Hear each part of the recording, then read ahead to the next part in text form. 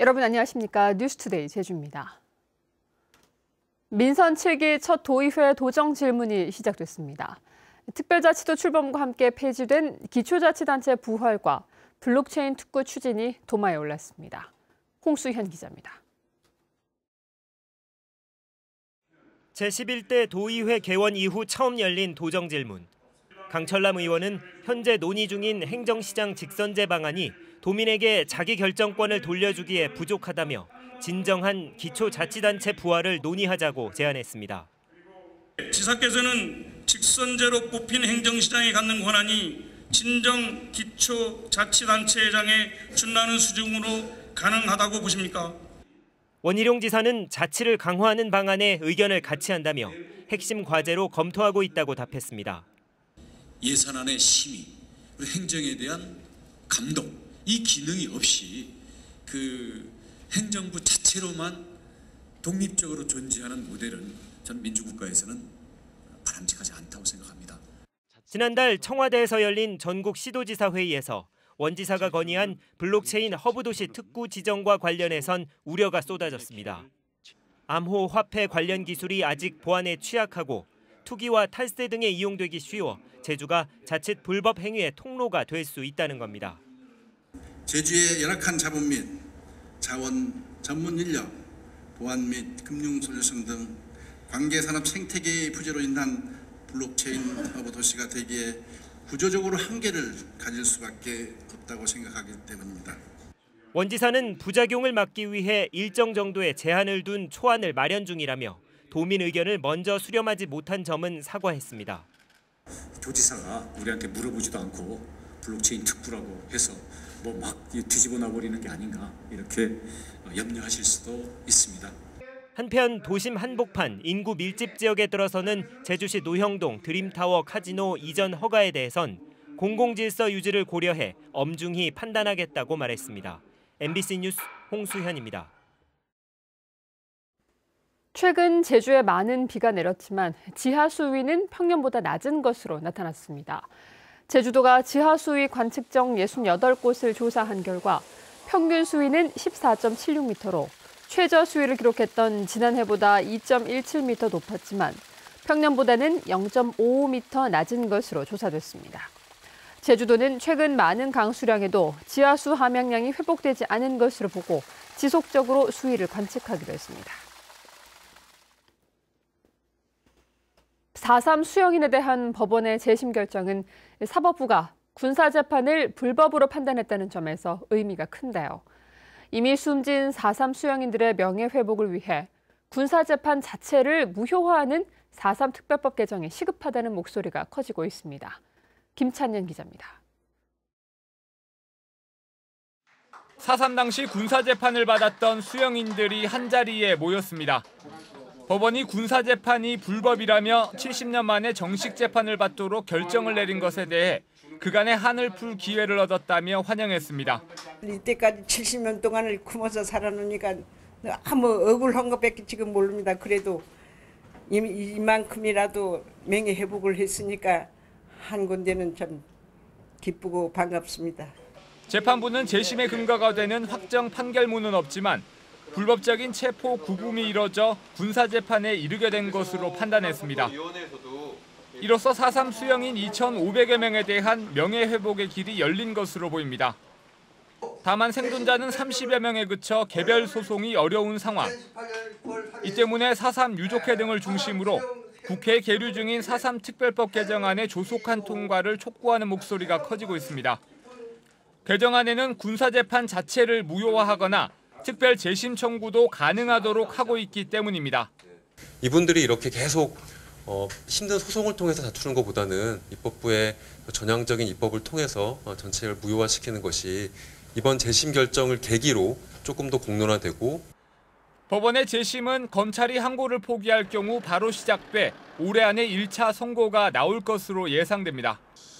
이미 재심 결정문에서 불법 재판이 인정돼 무죄 가능성은 높을 것으로 전망되고 있지만 생존 수영인들이 고령인 점을 감안해 빠른 재판 진행이 절실해 보입니다.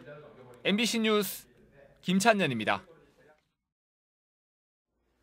정당들도 잇따라 성명을 내고 법원의 재심 결정에 환영 입장을 밝혔습니다. 더불어민주당 제주도당은 재심을 통해 수영 희생자에 대한 명예회복과 진상규명이 이루어져 평생의 한이 풀릴 수 있기를 기대한다고 말했습니다. 자유한국당 제주도당도 해방 공간의 비극을 치유하고 화해 상생의 길을 찾는 데 함께 노력하겠다고 밝혔습니다. 최근 도내 선주들에게 3년치 고용보험료 등이 한꺼번에 부과돼 논란을 빚고 있습니다.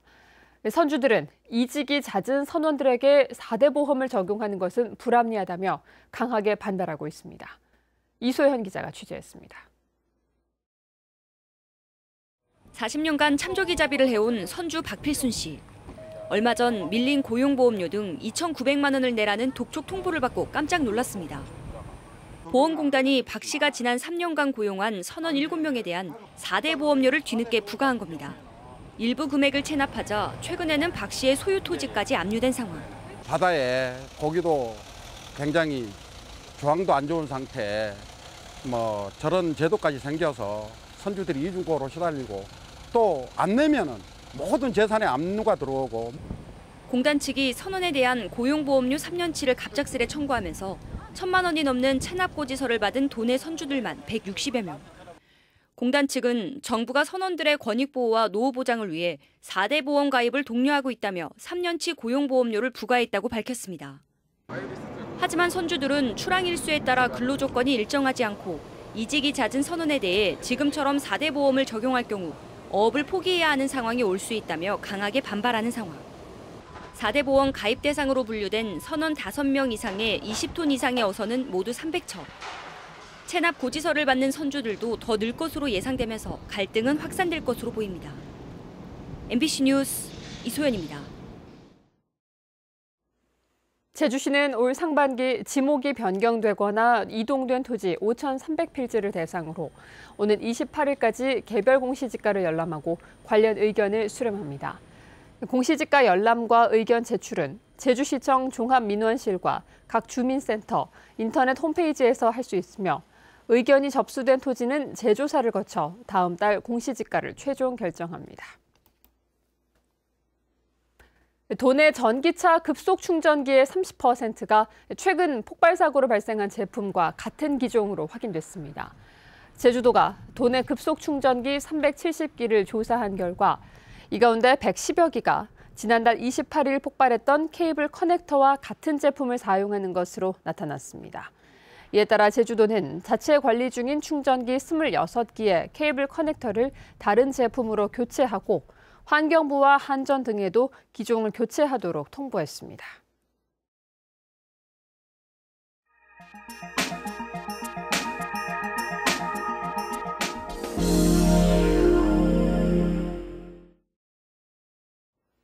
인구 감소에 따른 농촌 지역 학교의 통폐합과 신입생 확충 문제가 갈수록 심각해지고 있습니다.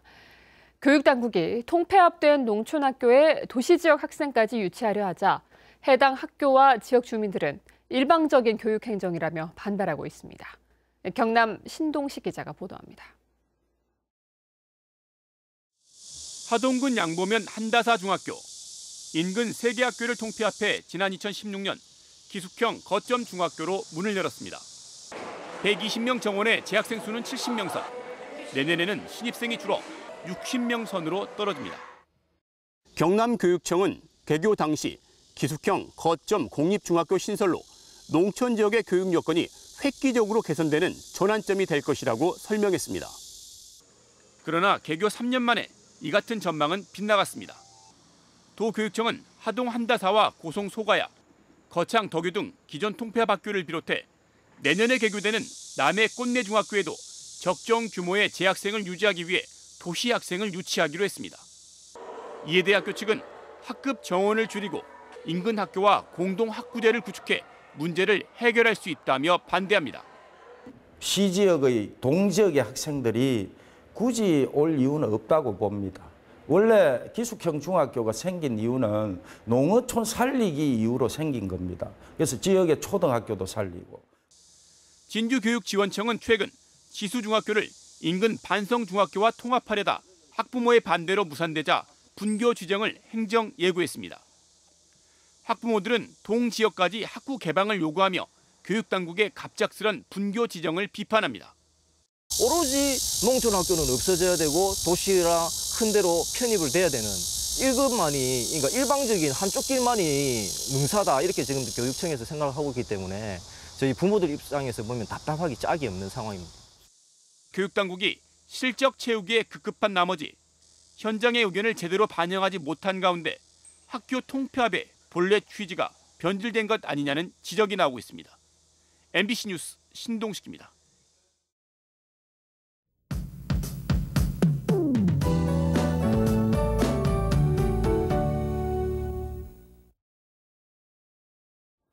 네, 오늘 아침은 대체로 맑은 날씨를 보이고 있습니다. 다만 중산간 이상에는 방무가 낀 곳이 많으니까요. 오늘도 교통안전에 신경 써주셔야겠습니다. 당분간 기온은 평년과 비슷하거나 조금 낮을 것으로 전망됩니다. 오늘 아침 기온 23도로 어제보다 1도가량 낮게 출발하고 있고요. 낮 기온은 29도로 전망됩니다. 다음은 자세한 지역별 날씨입니다. 오늘 아침 북부 지역 맑은 가운데 아침 기온 23도 내외로 나타나고 있습니다. 한림과 고산 23도, 대정 24도로 서부 지역의 오늘 아침 기온 어제보다 1도에서 2도가량 낮게 출발하고 있고요. 남부 지역 아침 기온 22도 내외로 출발해서 낮 기온 28도 안팎으로 전망됩니다. 동부 지역도 오늘 맑은 하늘이 드러나고 있습니다. 중산간 이상에는 오늘도 방무가 낀 곳이 많습니다. 출근길 안전운전 해주셔야겠고요. 도서 지역의 아침과 낮 기온 모두 어제와 비슷하겠습니다. 오늘 오전까지는 너울로 인한 높은 물결이 해안도로나 방파제를 넘는 곳이 있겠습니다. 안전사고에 각별히 유의하시기 바랍니다. 오늘 아침 광주공항에는 구름이 많이 지나고 있고요. 그 밖의 공항은 맑은 하늘 드러나고 있습니다. 주간 날씨입니다. 내일 밤부터 차차 흐려져서 금요일 아침부터는 전 지역에 비가 내리겠는데요. 이 비는 주말인 일요일, 토요일 오전까지 이어지겠습니다. 기상정보였습니다. 어제 오후 2시 반쯤 제주시 한림읍 금악리의 한 목장 주차장에서 2살 김모양이 승용차에 치여 심정지를 일으켜 심폐소생술을 받으며 제주시내 병원으로 옮겨졌지만 숨졌습니다. 경찰은 운전자가 김양을 발견하지 못하고 차량을 출발하면서 사고를 낸 것으로 보고 정확한 사고 경위를 조사하고 있습니다. 스쿠버용 공기통을 검사하지 않고 영업한 해양 레저 스포츠 업체들이 무더기로 적발됐습니다. 제주해양경찰서는 지난달 31일까지 피서철 해양안전저해사범을 특별단속해 모두 13건을 적발했다고 밝혔습니다. 이번 단속에서는 스쿠버용 공기통 검사 기간이 지났는데도 재검사를 하지 않은 업체 7곳과 무면허 레저기구 조종 2건, 수상 레저기구 미등록 1건 등이 적발됐습니다. 제주지방법원 송재윤 판사는 허위 세금 계산서를 발급한 혐의로 기소된 41살 김모 씨에게 징역 1년에 집행유예 3년을 선고했습니다. 김 씨는 본인이 등기이사로 있는 업체에서 다른 업체에게 950만 원 상당의 물건을 제공한 것처럼 허위 세금 계산서를 발급하는 등 2015년 2월부터 10달 동안 98차례에 걸쳐 12억 원 상당의 허위 세금 계산서를 발급한 혐의로 재판에 넘겨졌습니다. 내년 제주시 평준화 지역 일반고 정원이 증가했습니다. 제주도 교육청이 확정 공고한 2019학년도 제주고교 입학 전형과 세부 계획 등에 따르면 내년도 입학 정원은 6,600여 명으로 올해보다 280여 명 늘었습니다. 제주시 평준화 지역 일반고는 7학급 400여 명이 증가한 반면 비평준화 지역 일반고와 특성화고는 각각 59명씩 감소했습니다. 용머리 해안 훼손 논란이 일고 있는 산방산 낙석 방지 우회도로 건설 공사가 일시적으로 중단됐습니다.